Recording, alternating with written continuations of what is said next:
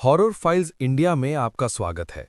आज की कहानी कोई आम कहानी नहीं है, बल्कि एक सच्ची घटना पर आधारित है। तो चलिए, बिना वक्त गंवाएं सीधे अपनी कहानी की तरफ बढ़ते हैं। अगर आपने कभी लखनऊ का चारबाग रेलवे स्टेशन देखा है, तो आप जानते होंगे, दिन हो या रात, ये स्टेशन कभी सोता नहीं। हर रोज करीब 200 ट्रेनें, लाखों यात्री, भागती जिंदगी, अनाउंसमेंट की आवाजें, कुलियों की पुकार और प्लेटफॉर्म पर पसरी हुई हलचल।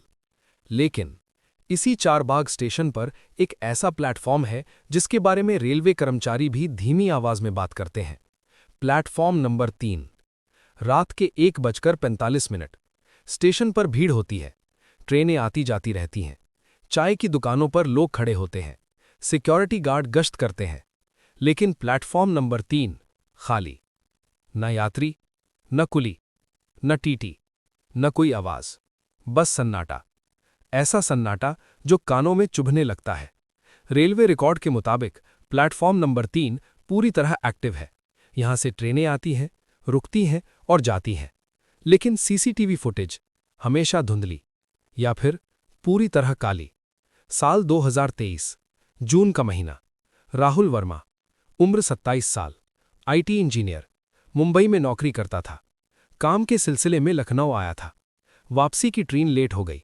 रात के लगभग 1:45। ट्रेन आखिरकार स्टेशन में दाखिल हुई। डिब्बे खुले, यात्री उतरने लगे। राहुल ने बैग उठाया और प्लेटफॉर्म पर उतरा। पहला ही एहसास, खामोशी। उसे अजीब लगा, चारबाग जैसा स्टेशन और इतना सन्नाटा। उसने चारों तरफ देखा, ना कोई कुली, ना कोई पैसेंजर, ना कोई आवाज, बस दूर दूर तक खाली प्लेटफॉर्म। और बोर्ड पर लिखा था, प्लेटफॉर्म नंबर 3। राहुल ने सोचा, शायद ट्रेन गलत प्लेटफॉर्म पर आ गई है। लेकिन तभी उसकी नज़र प्लेटफॉर्म के दूसरे सिरे पर पड़ी। एक महिला, लाल साड़ी पहने हुए, सिर नीचे झुकाए, पीठ राहुल की तरफ। वो बिल्कुल स्थिर खड़ी थी। राहुल ने राहत की सांस ली। अच्छा, कोई और भी है? उसने जोर से कहा, हेलो। कोई जवाब नहीं। महिला वैसी ही खड़ी रही। राहुल ने धीरे धीरे उसकी तरफ कदम बढ़ाए। 10 कदम। महिला अभी भी उतनी ही दूर। 20 कदम। फिर भी दूरी वही। राहुल को अजीब लगा। उसने फिर चलना शुरू किया। लेकिन जितना वो चलता, महिला उतनी ही दूर रहती। जैसे वो चल रही हो, लेकिन दूरी कम न हो रही हो। राहुल रुक गया। दिल की धड़कन तेज हो चुकी थी। उसने फोन निकाला, कैमरा ऑन किया, महिला पर फोकस किया। क्लिक। स्क्रीन पूरी तरह काली। लेकिन उसकी आंखों से महिला अब भी दिख रही थी। अचानक राहुल ने पीछे पलट कर देखा और उसका शरीर जम गया। महिला अब उससे सिर्फ 2 मीटर दूर थी। चेहरा सामने, आंखें पूरी तरह सफेद, खाली, बेजान, और मुंह धीरे धीरे खुल रहा था। राहुल चीख भी नहीं पाया। उसने बस पीछे मुड़कर दौड़ लगा दी, सीढ़ियों की तरफ। लेकिन सीढ़ियां थी ही नहीं। प्लेटफॉर्म खत्म नहीं हो रहा था, जैसे वो किसी अंतहीन जगह में दौड़ रहा हो। पीछे से एक और आवाज आई, इस बार महिला की नहीं, एक बच्चे की। राहुल। राहुल रुक गया। उसका नाम उसने तो किसी को बताया ही नहीं था। बच्चे की आवाज फिर आई, मेरा बेटा तुझे बुला रहा है। राहुल ने फोन की टॉर्च जलाई। प्लेटफॉर्म पर कुछ निशान थे, खून के, छोटे छोटे पैरों के, जैसे किसी बच्चे को घसीटा गया हो। वो दौड़ता रहा। 5 मिनट, 10 मिनट, 1 घंटा। समय का कोई अंदाजा नहीं, बस डर। दूर एक तेज रोशनी दिखी। ट्रेन उसी प्लेटफॉर्म पर आ रही थी। राहुल ने आखिरी ताकत लगाकर दौड़ लगाई। ट्रेन रुकी। दरवाजा खुला। अंदर पूरी तरह खाली। सिर्फ एक बच्चा, लगभग 4 साल का। उसने मुस्कुराकर कहा, चाचा चलो। और राहुल बिना सोचे ट्रेन में चढ़ गया। ट्रेन का दरवाजा बंद होते ही अंदर की हवा बदल गई। राहुल ने जैसे ही पीछे मुड़कर देखा, उसका दिल बैठ गया। पूरा डिब्बा खाली नहीं था, वो मरा हुआ था। सीटें थीं, लेकिन उन पर जमी धूल सालों पुरानी लग रही थी। खिड़कियों पर जाले थे। लाइट जल रही थी, लेकिन रोशनी में गर्माहट नहीं थी। और उस रोशनी में सबसे साफ दिख रहा था वो बच्चा, 4 साल का। फटे हुए कपड़े, नंगे पैर और आंखों में कुछ ऐसा जो किसी बच्चे में नहीं होता। ट्रेन चल पड़ी, लेकिन आवाज नहीं आई, न पहियों की न इंजन की, बस एक अजीब सी सरसराहट, जैसे कोई चीज जमीन के अंदर घिसट रही हो। राहुल ने कांपती आवाज में पूछा, ये कौन सी ट्रेन है? बच्चे ने उसकी तरफ देखा। मुस्कान और चौड़ी हो गई। जो कभी वापस नहीं जाती। राहुल उठ खड़ा हुआ, दरवाजे की तरफ बढ़ा, लेकिन डिब्बे का दरवाजा अब दरवाजा नहीं था। वहां सिर्फ एक काली दीवार थी, जैसे ट्रेन का बाहर का रास्ता किसी ने मिटा दिया हो। राहुल की सांसें तेज हो गईं। मुझे उतरना है, गलत ट्रेन में चढ़ गया हूं। बच्चा हंसा, लेकिन वो हंसी मासूम नहीं थी। सब यही कहते हैं चाचा। खिड़की से बाहर देखा, चारबाग स्टेशन पीछे छूट चुका था, लेकिन बाहर कोई शहर नहीं था। न लाइटें न इमारतें, बस अंधेरा, और उसमें कभी कभी सफेद आकृतियां दौड़ती हुई दिखाई देतीं, जैसे कोई इस ट्रेन के साथ साथ भाग रहा हो। राहुल का दिमाग अब काम नहीं कर रहा था। उसने बच्चे की कलाई पकड़ी, हाथ बर्फ की तरह ठंडा, और जैसे ही उसने कलाई को जोर से पकड़ा, बच्चे का चेहरा बदल गया। आंखें सफेद हो गईं, मुंह खुल गया, और मुंह के अंदर दांत नहीं थे, बस अंधेरा। दर्द होता है चाचा, जब मां प्लेटफॉर्म पर खड़ी रहती है और बेटा ट्रेन में फंसा रहता है। राहुल का शरीर सुन्न हो गया। तेरी मां? बच्चा सिर हिलाने लगा। लाल साड़ी। राहुल की आंखों के सामने सब साफ होने लगा। वो महिला, वो प्लेटफॉर्म, वो सफेद आंखें। तुम लोग कौन हो? बच्चा धीरे से सीट से उतरकर राहुल के सामने खड़ा हुआ। हम वो हैं जो कभी उतरे ही नहीं। ट्रेन अचानक झटके से लुकी। लाइटें तेजी से झपकने लगीं। डिब्बे के अंदर अब और लोग दिखने लगे, खड़े हुए, बैठे हुए, कुछ जमीन पर। सबके चेहरे धुंधले थे, लेकिन आंखें सबकी सफेद। एक बूढ़ी आवाज गूंजी, फिर एक आ गया। दूसरी आवाज, हाँ, प्लेटफॉर्म नंबर 3 से। राहुल पीछे हटता गया, पीठ दीवार से टकराई। उसका दिमाग एक ही सवाल पूछ रहा था, मैं यहां क्यों हूं?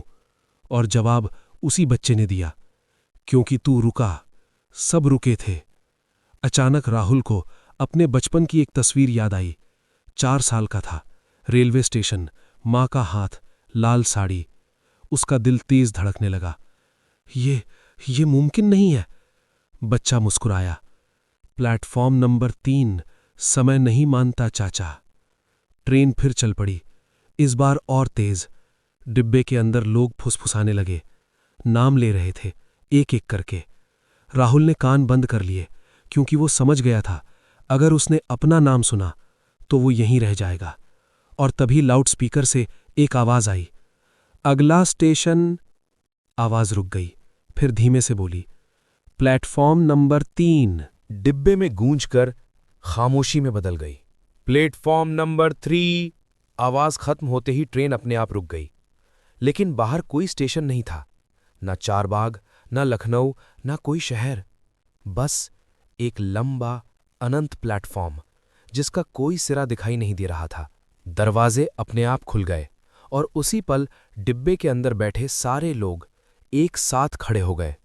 धीरे, बिल्कुल एक जैसी चाल में। उनके चेहरे अब थोड़े साफ दिखने लगे थे।